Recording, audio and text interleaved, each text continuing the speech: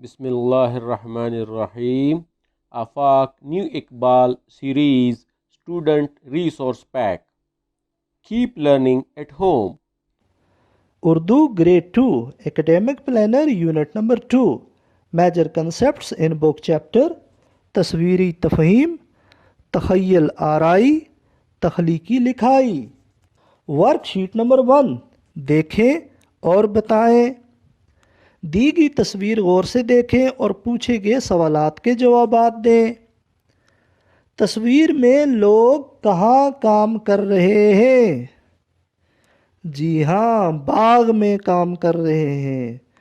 تصویر میں کون کون سی سبزیاں نظر آ رہی ہیں؟ ٹماٹر، کھیرے، کدو، کریلے.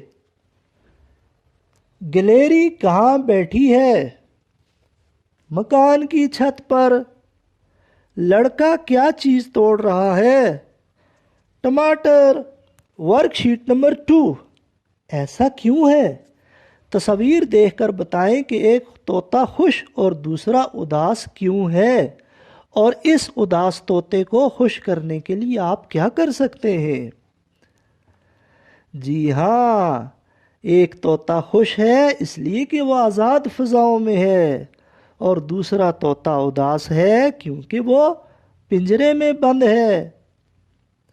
اور آپ اس اداس طوطے کو خوش کرنے کے لیے اسے آزاد کر سکتے ہیں، کیونکہ آزادی بہت بڑی نعمت ہے.